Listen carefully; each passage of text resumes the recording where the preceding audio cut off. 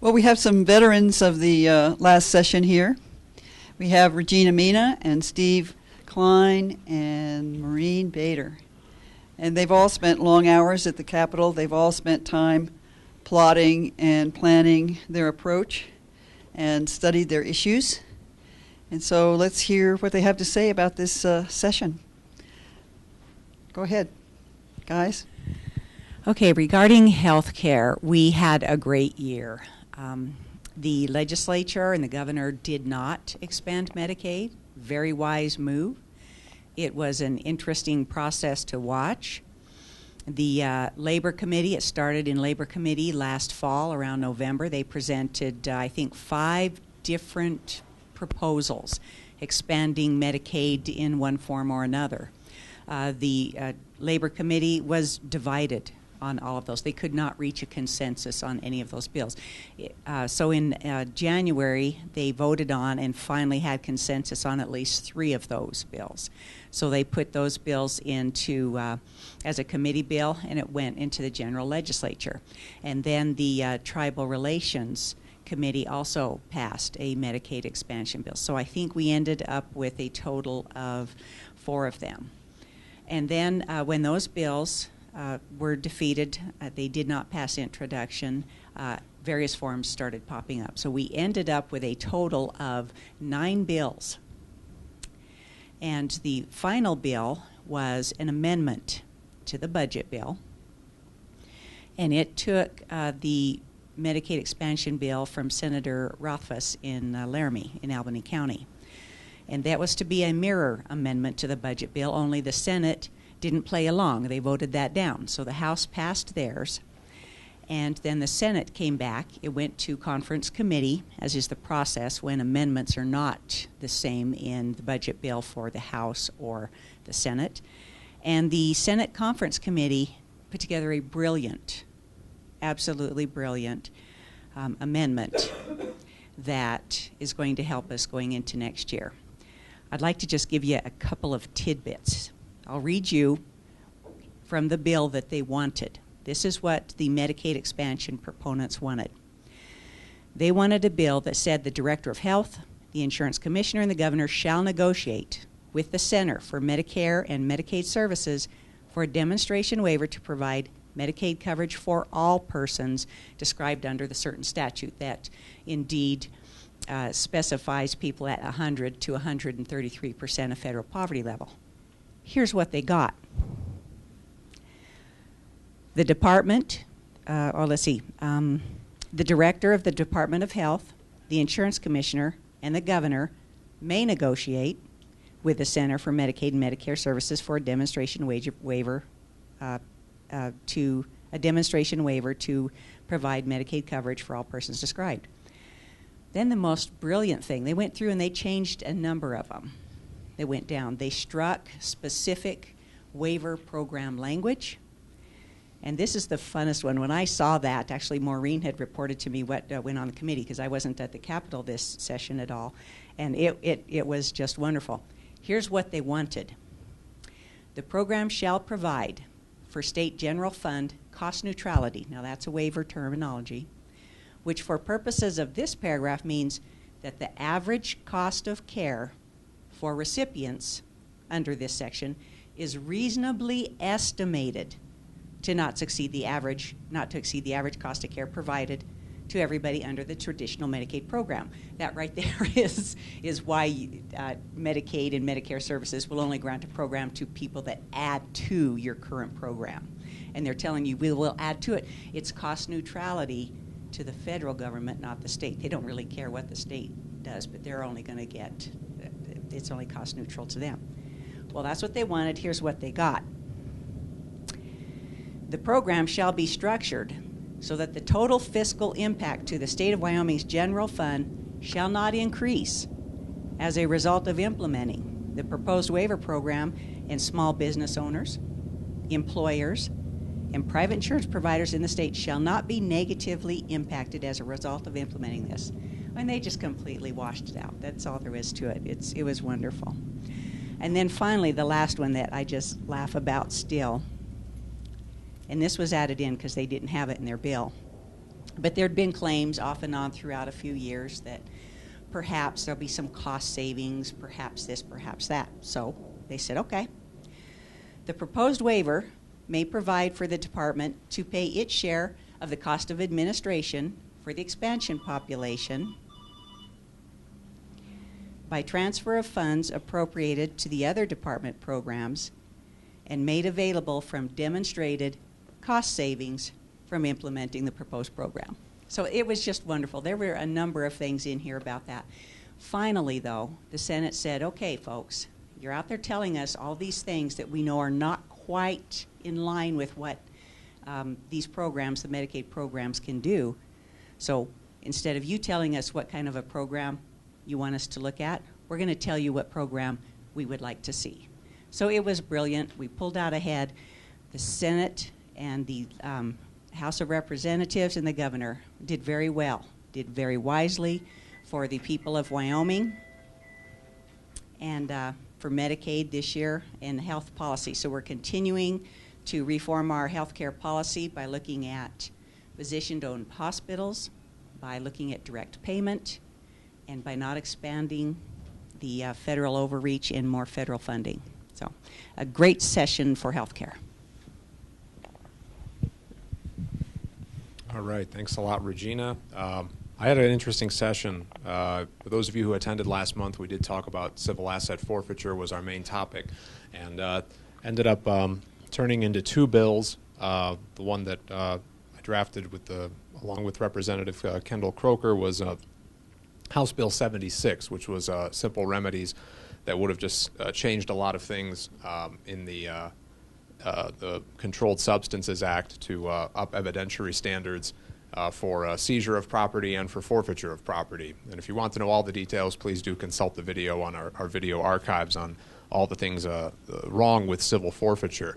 But a very interesting thing happened along the way. The law enforcement community, lo and behold, really likes civil forfeiture. So they turned out in force to work against the bill. And now, fortunately, House Bill 76 did go through the House, passed in an amended form, and then died over on the Senate committee and the Senate Judiciary Committee. However, it will be an interim topic they will be discussing, so hopefully there will be more numbers provided, more data provided, which has still not been very forthcoming, though during testimony, plenty of law enforcement's claimed that the data is in fact there, and continues to insist that we're not abusing forfeiture in Wyoming, even though the evidence is certainly not very readily available. I also, playing devil's advocate, it's very interesting to hear testimony from officers saying just about going all the way to say that they can tell somebody is guilty just by looking at them, and that's why it's okay to take their money or their stuff or other things like that. So it will be some may view it as an extreme stance. I don't, that I don't care if it's the devil himself. You should not take his property unless he has been convicted of a crime. So that'll be my stance going forward. A lot of interesting bills as well, and I spent a lot of time doing different areas of criminal law. I think it just happened to work out that way because it was focused so much on forfeiture.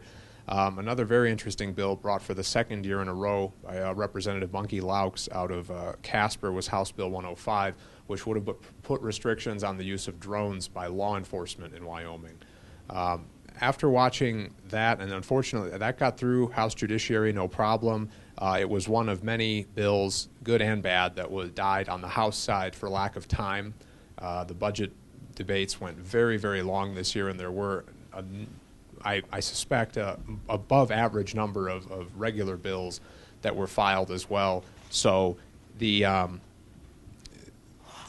died for lack of time, was never brought to a vote. But that was an interesting bill that just simply would have put warrant requirements on the use of drones unless you're in exigent circumstances. So that's a fairly well-defined term under case law, what an exigent circumstance is. So the idea being to put restrictions on using drones as constant eyes in the sky, basically replacing police patrols with drones.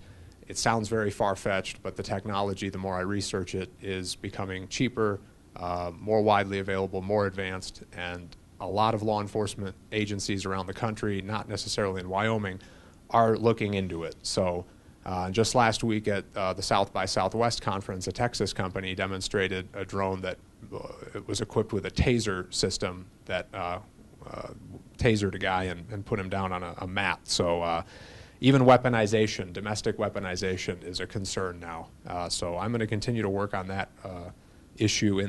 It was going to be an interim topic, but then mysteriously fell off the list. I don't know what happened there, whether that was a budgetary reason or a secretarial error. I'm not quite sure, but the point is, I think it's an important issue. I think it continues to develop, and the more I read about it, and the more concerned I get, because it seems the only concerns out there right now with the Federal Aviation Administration are safety, that we can't have drones up there crashing into planes and things like that, or crashing into the ground. Otherwise, they don't seem to care about privacy. Go figure.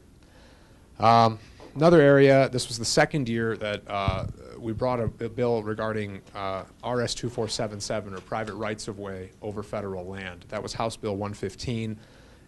That was, again, died because of lack of time. It was one of the many bills in the culling, as it were, there on the House side before first deadline. We've discussed that in the past. We have a Liberty brief on the issue. We've done research out in Hot Springs County.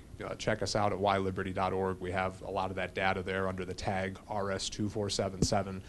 And that's another one, a slow-moving process. Last year was the first year we brought the bill, and the only reference under Wyoming law right now was brought by Senator Stan Cooper, and I believe it was about a decade ago, and he had to run that bill 7 years in a row before it finally passed. So patience is a virtue, as I learned from him, and we're going to continue to work on that issue.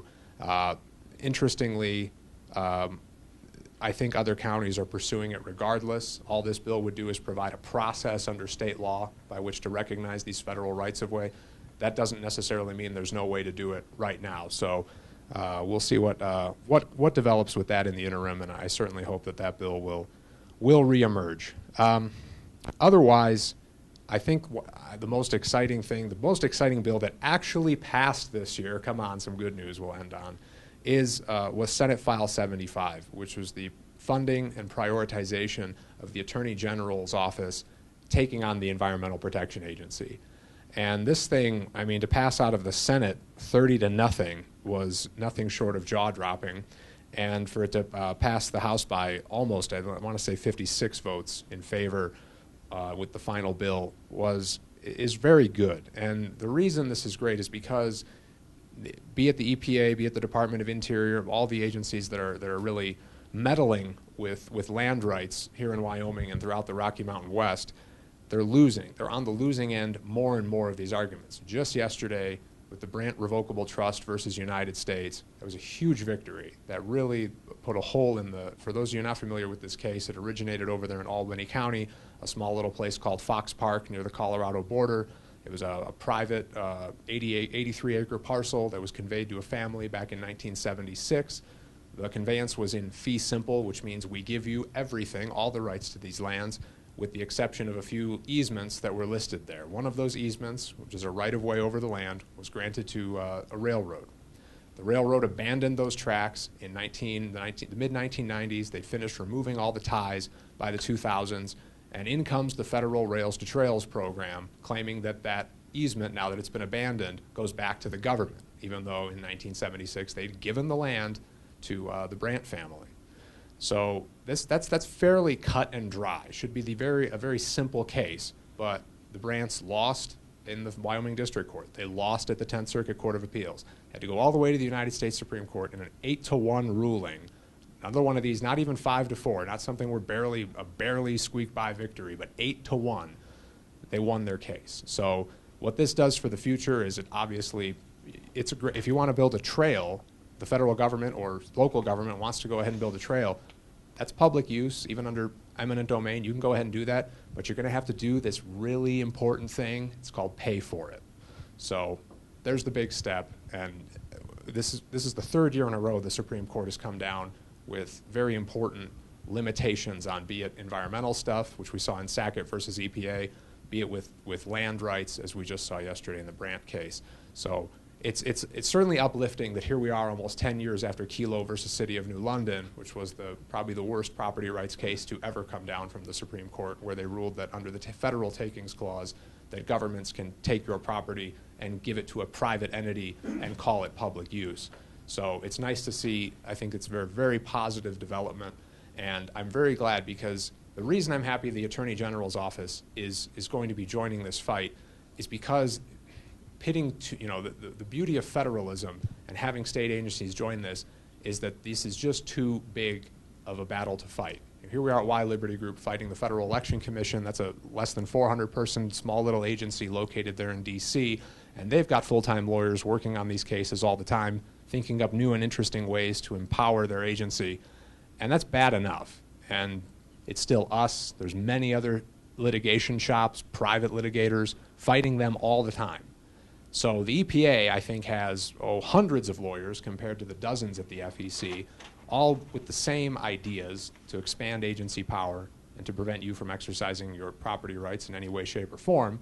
So I'm very excited that if Wyoming gets on board with that. Now the big question is, and this is where Y Liberty, I think, is going to be stepping in the next coming months, is are they going to bring strong constitutional theory with them?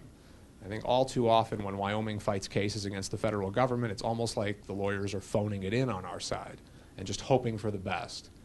And that's just not acceptable. So that's the big question, and don't worry, Y Liberty is going to be here to help with some innovative ideas, innovative solutions, which is part of our motto. So that's ending on that high note.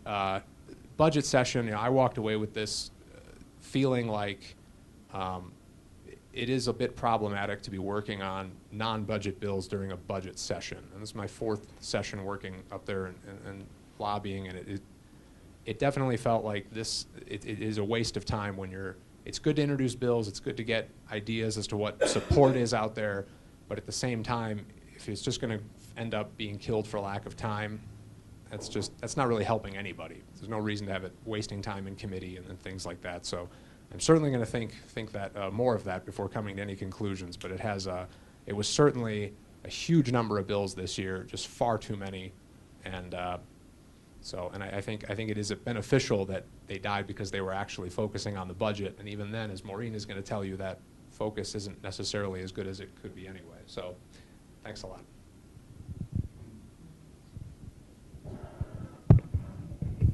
So after all that cheery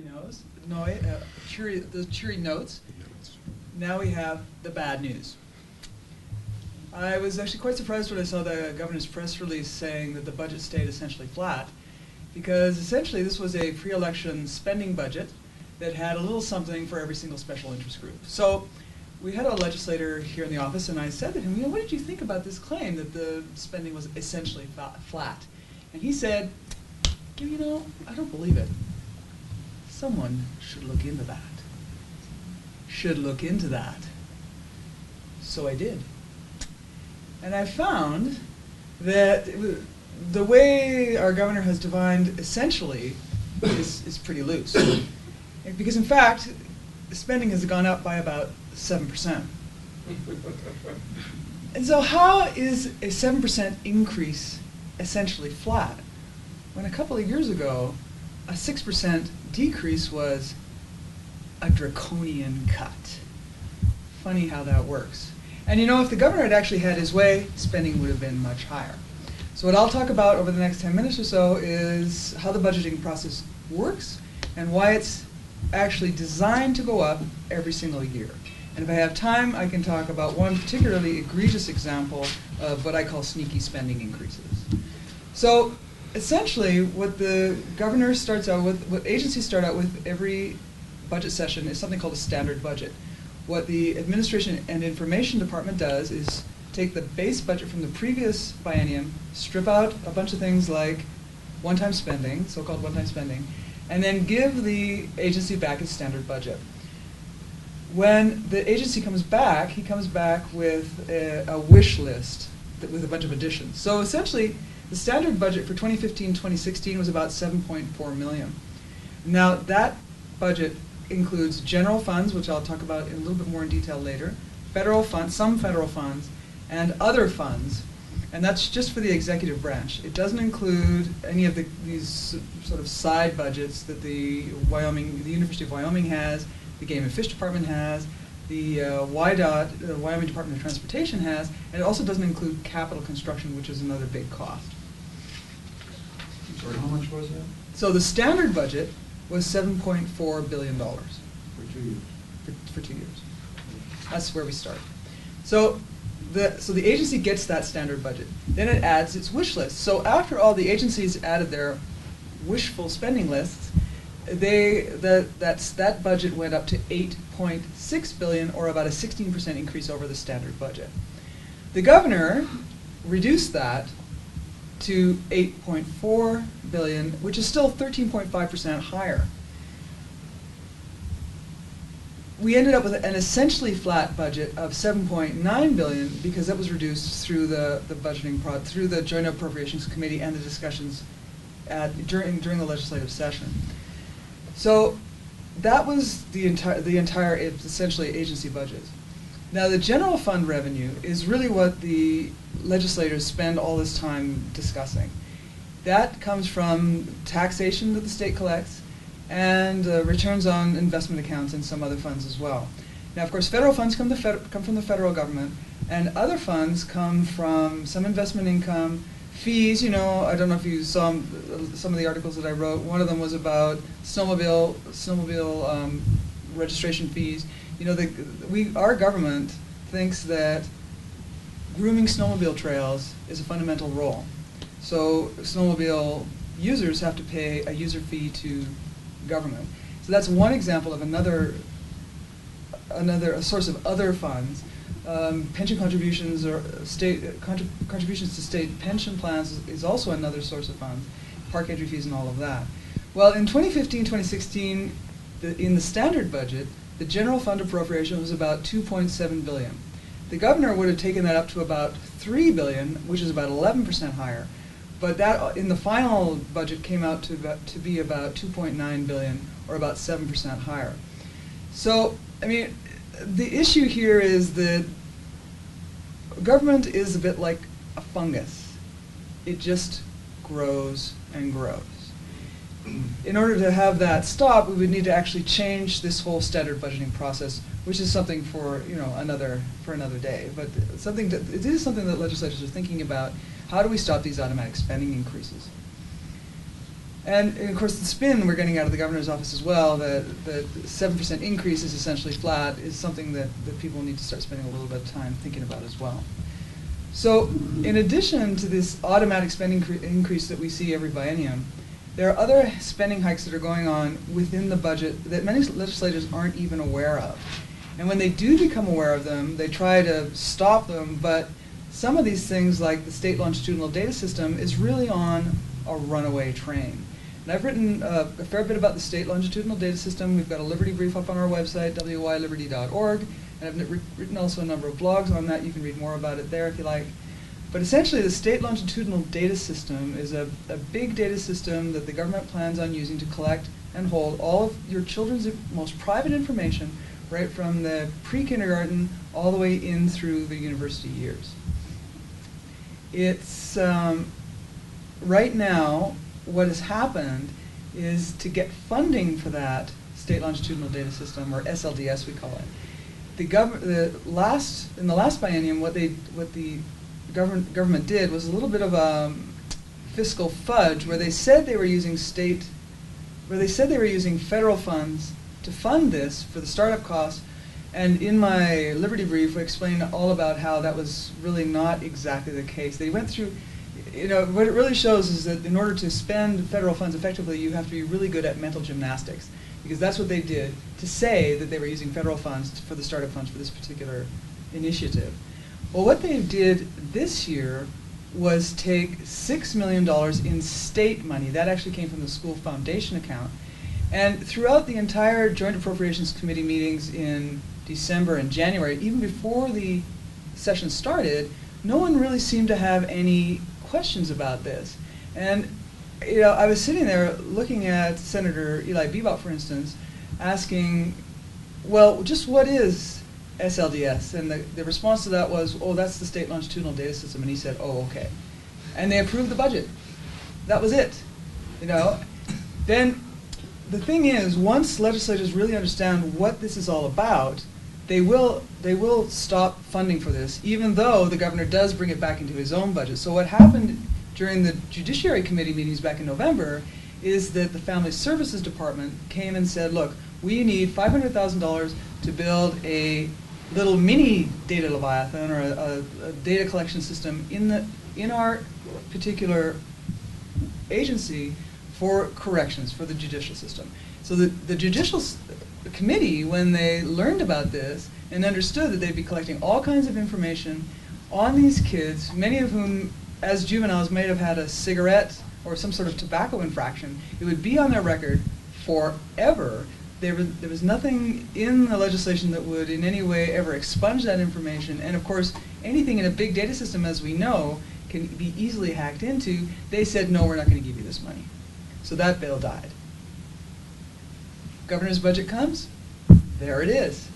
During the discussion on the House floor, some people from the Judiciary Committee stood up and said, why do you even bother having a Judiciary Committee? We just went through this whole process, and we said no, and now you're bringing it back. They tried to amend it out. Too bad. It's on the runaway train. It's going forward. So the big data leviathan system is getting funding. Smaller little mini leviathans are getting funded, and it seems like there's just not enough knowledge or information out there for legislators so that they can understand, or enough of them can understand, that this really shouldn't be funded. The way we can kill this is by defunding it. So I would urge anybody who's concerned about this sort of thing to contact their legislators and let them know that they really don't agree that this particular type of system should be collecting information on our most vulnerable citizen. So essentially, the budget is a complex beast. It goes up automatically like a fungus, and even when the committee process works, its decisions can be undermined. So it was not all rosy, unfortunately, during this budget session, and we'll certainly here at Why Liberty will be keeping an eye on what goes on in the future so that we can prevent this sort of thing from happening in the future. Thank you. Thank you very much.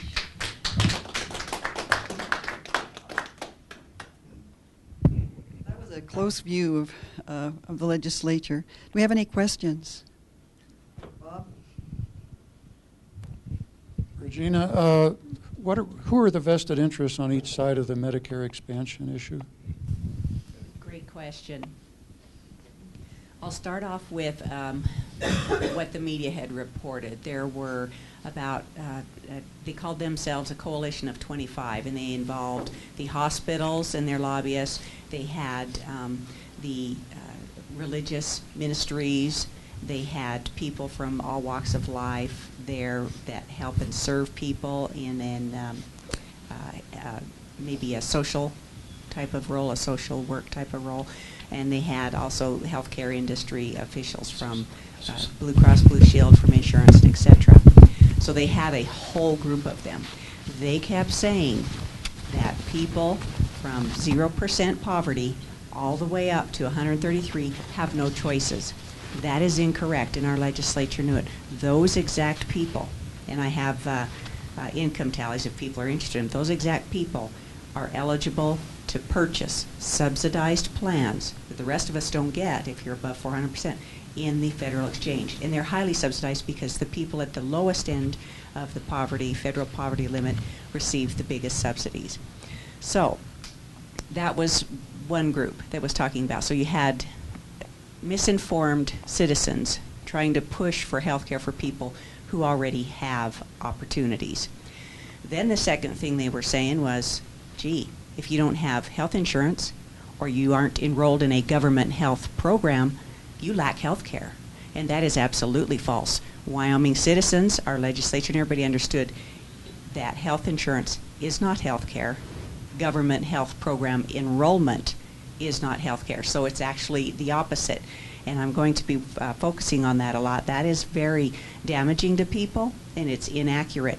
If you lack health insurance, which would be me, and you lack government health program enrollment, which would be me, you lack health care. That is not true. I get my health care, I pay for it, and I pay a lot less than people on insurance. So that's the type of stuff that was going on up there. Then you had the Hospital Association. Now, under Obamacare, remember, it was held up. The entire law was held up as a tax, so that means these other things were held up. The requirement to purchase insurance was ruled unconstitutional and struck. The requirement for states to expand Medicaid was ruled unconstitutional and struck.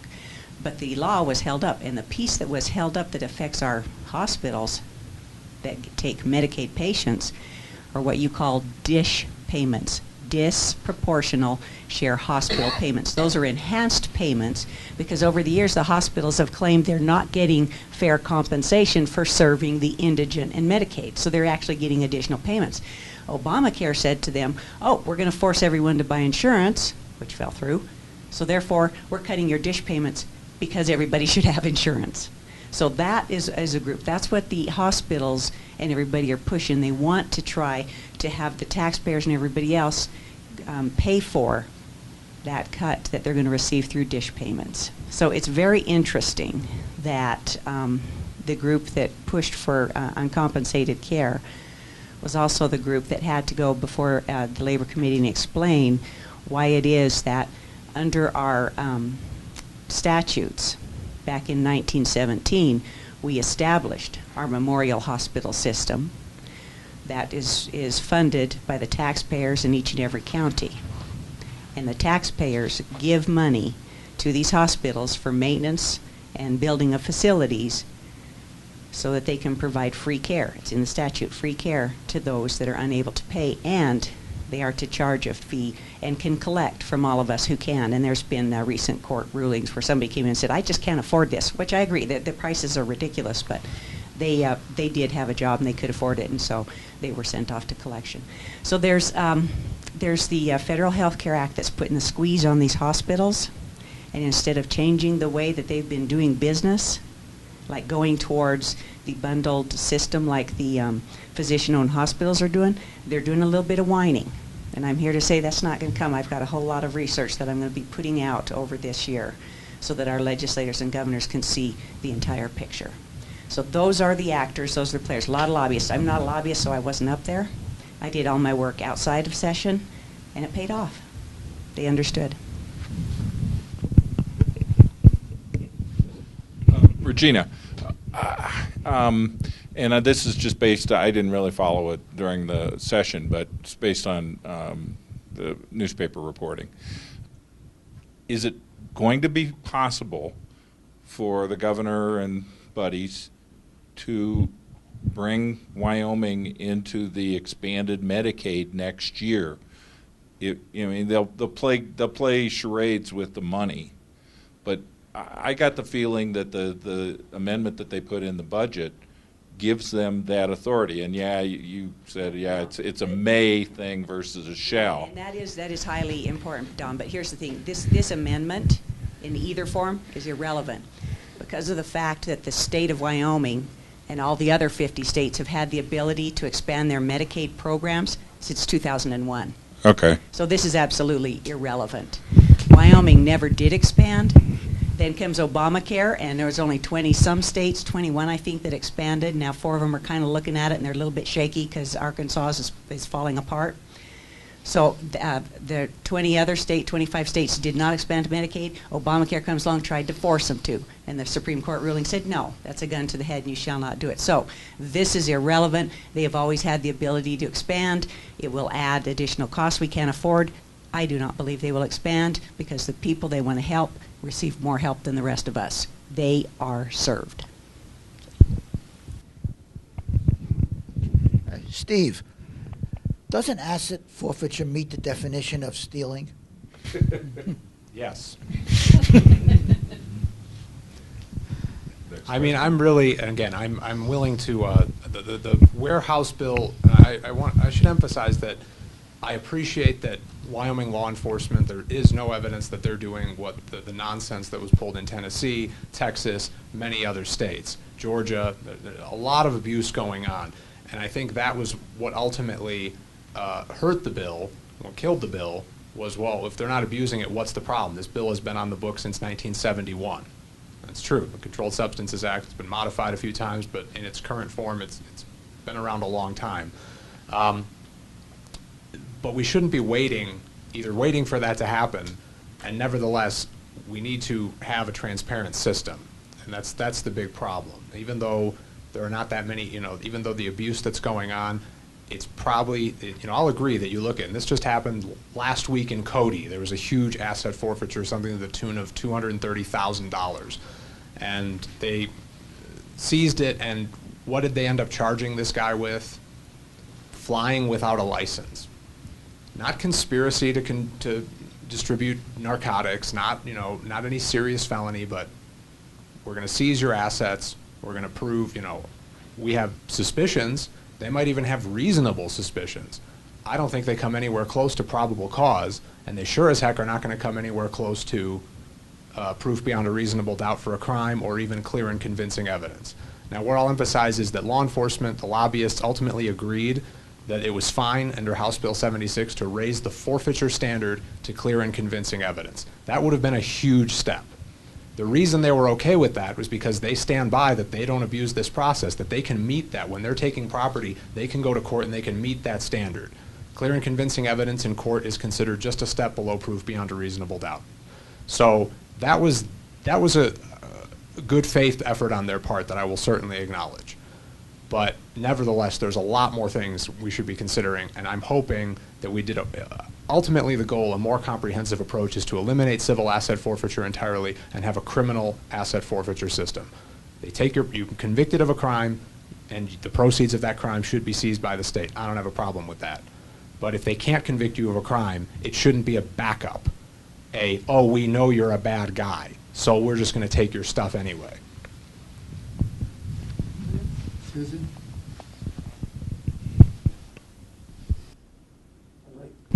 To talk about the budget,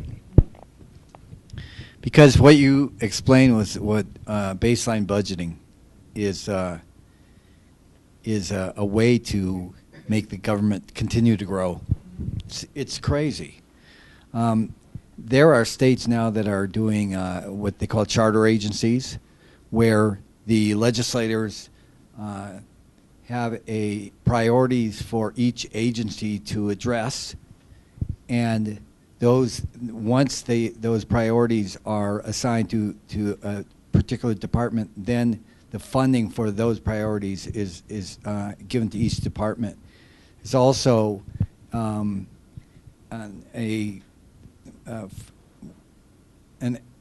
what they can do is they can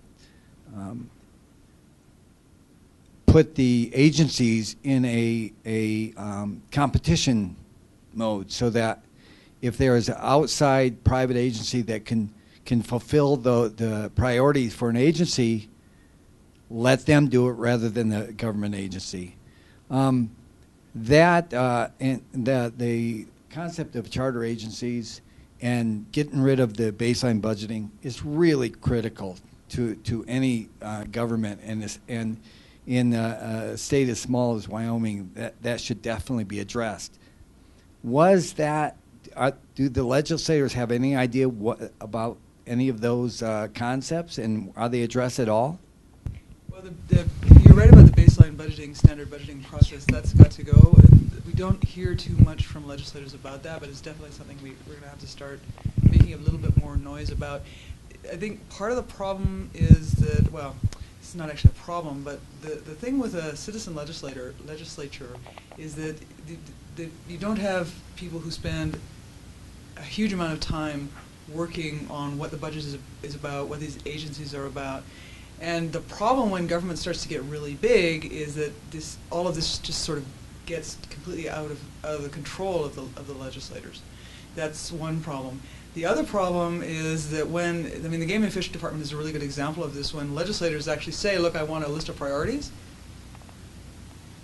they just don't respond. Oh yeah, we'll get this for you, and oh yeah, and then they never see it. So there's a lack of response on the part of agencies. Agencies are very powerful, and I think there's also a bit of this attitude that, well, among bureaucrats that, well, I'm here, I've been here for 20 years, I'm going to be here for another 10 years, you're here today, gone tomorrow, so I'll just wait you out. So we do see a lot of that as well. But the charter agency thing is a good idea. I'll take a look at that. Thanks. Yes. And I'd like to ask Regina a question also. Regina, I have decided to run for the Senate, okay? Now, I know what's going to happen. In my interviews, I'm going to be asked, am I in favor of extended Medicaid or not? And if I say no, they're going to say, well, then what's your plan to service all those people that will be in lack of care? Serve all of Yeah. us, all of the Wyoming citizens, because we all need health care. I mean, we've got to stop focusing on a select few and assume that they're the only ones who need affordable health care. That's the first thing we've got to do, because the media is incredibly biased and misinformed. But then again, they don't really think it through. They have a message to push, and guess where that message is coming from? Washington, D.C. Regina, and the thing is I understand the free market principles of healthcare. I'm in the same position that you're in. I chose that to not have insurance. It works just fine. Now, when I indicate to someone that's interviewing me that free market principles work in the healthcare, they're going to say, okay, so what happens when someone finds out they have a real health issue that's going to cost a lot of money? How do you address that? Now, I know how I would address it, but I do need to have some talking points so I can get so that the general public can understand that. Okay. I would encourage you to come by our office, because I'd be happy to sit down and give you the exact same information I've given our legislators and the governor. So you all will have the same information. And I will also be able to give you these business models, the physician-owned facilities, the direct payment business models, how they're being implemented in the effects of those. So when you have those free market principles that are out there, that is the reason, combined with our Amendment A that said our legislators shall protect our direct payment. They're not going to force insurance purchase on us. Because of that Amendment A, our legislators are able to say, look, we're not going to protect these hospitals that just want more of the state taxpayer money because Obamacare is taking the dish payments from them. We're not going to protect these hospitals that want more taxpayer money through Medicaid expansion, because we all know Medicaid expansion drives everybody to the emergency room. So good old Cheyenne doubles down on emergency rooms. So I have all of that information for you to give it out there. Please understand this. And this was what undid this coalition of hospitals and just genuinely good people that didn't understand Medicaid. They have the same arguments, the same message time after time after time. They're trying to tell you health insurance is health care. We all know that's not true. They're trying to tell you there are people that are unserved. That's not true. And I have all this information. So you can turn around and ask them to show you where these unserved people are, because when you're out and about, they're quite well served, so you're not understanding where the problem is. I think it's time to flip it on them. Yeah, that's why those talking points are so important. Please come by. Yeah, okay. Anything else?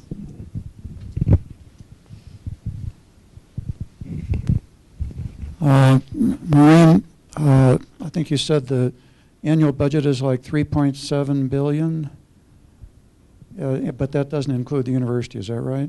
So the biennial general fund appropriation for the state agencies is about roughly $3 billion. Yeah. Okay, so that was for 2 years then. How much does the state spend a year on K through 12, and how much does the state spend per year on the community colleges and the university? I don't have that right off the top of my head because around 2 billion for K through 12. Because Yeah, I've never actually looked at their total spending, because if you look, here in this particular budget, in this session that we were looking at, what we're looking at is the Department of Education spending, but that doesn't include all of the spending out in the districts, which comes, I think, primarily from property taxes. So when you're talking about spending on education, that's not what's included in here, because it's something much, much bigger. Okay, now I'm confused.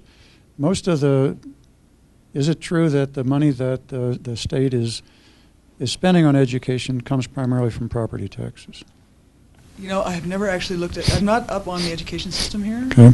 So, but Amy will probably be doing the next Liberty Forum, and she'll be discussing education issues then. Okay, Steve, the Wyoming Constitution, I think, says that education shall be as free as possible. Is that pretty much verbatim? For the university, yeah, that's roughly says that. That doesn't apply to the community colleges or the K through 12? That's an excellent question. Oh, okay.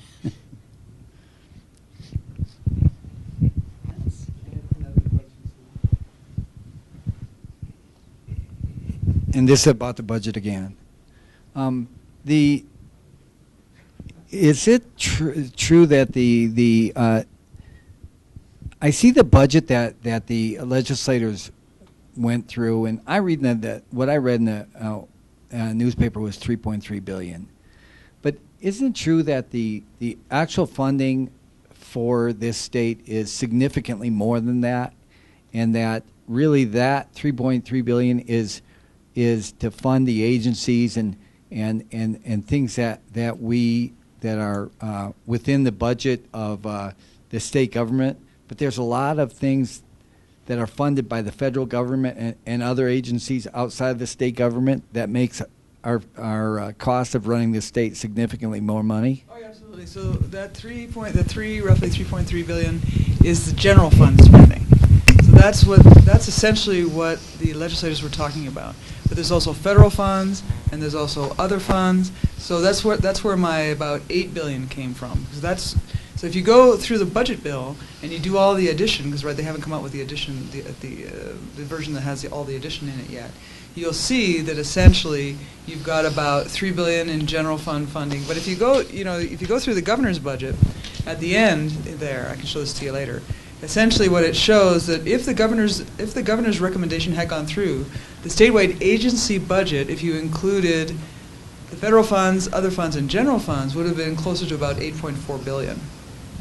So, but in fact, this doesn't include everything. It doesn't include all the other federal funds that come for the Wyoming Department of Transportation, for instance, the Game and Fish Department, and the University of Wyoming gets block funding. That's not here. This is only a small part of it. One of these days, I'll actually take the time out and try to figure out things like the education department. The education system. Because there's the education department, which is here, but then there's the entire education system in the state, which gets funding from all kinds of other places as well. And that's it. One of the issues is that the federal agencies that fund outside of our budget, there's no control over that, and the state legislators don't legislate on that, and all of that stuff comes in with strings. It appears to me that that part of the budget, which is we could be talking about $12 or $15 billion, is really controlled through the federal government and through the governor's office. One of the things we keep on saying here is that if Wyoming keeps on taking more federal funds, eventually it's just going to become a spending agency of the federal government. Right. Because you're right. A lot of this federal funds come with strings attached.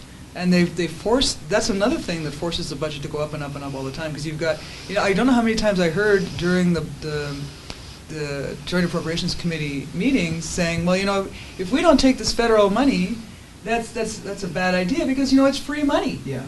No, it's not free money. So there's a mentality there among legislators, and especially among bureaucrats, that say, look, here's this money, we should go out and get it.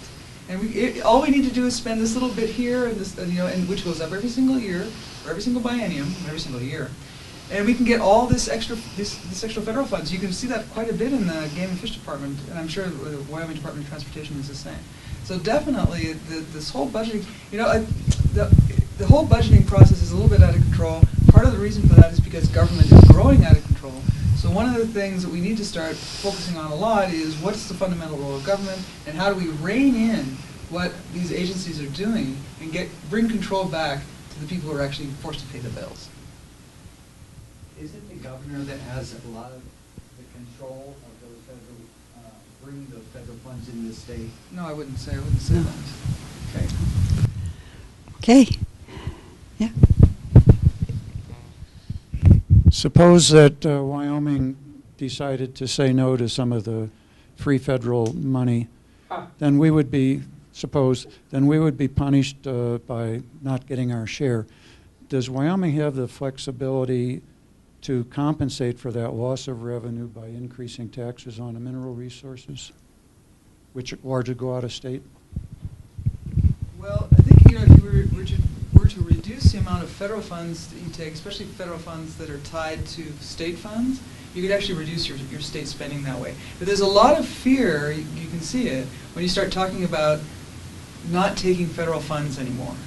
We were actually looking at, for a very short period, like a nanosecond it seemed like, that we were discussing with one legislator about bringing forward a bill that would stop taking the free and subsidized lunch program money from the federal government, because it was a very small amount of money.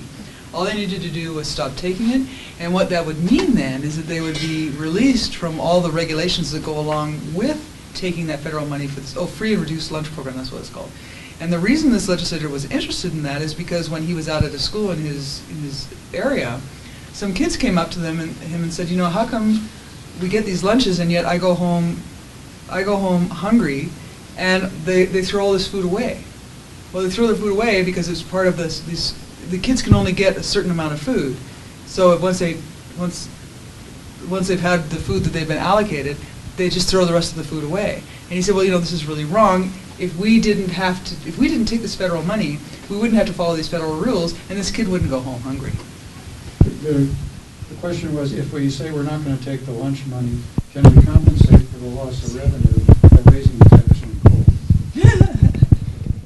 I would say, from my experience, I would only throw out there that the minerals industry is shouldering already so much of the tax burden, and as far as some of the lobbyists I've dealt with there, they speak very softly, but they carry a very, very big stick. They don't have to speak very loudly, and so I would think they already. It's interesting that sometimes there's a proposal out there, and suddenly it will just die when it involves any kind of increase on what the industry is already bearing. And frankly, I think their concerns are pretty relevant.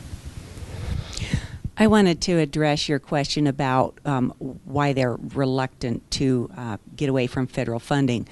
On health care, they're not reluctant because we put forth a 5-step plan that shows them how we can get out. And with health care, which isn't going to be applied to other areas, but it can as well, we're replacing the federal funded subsidized health care system with the free market system. So it's just a matter of this.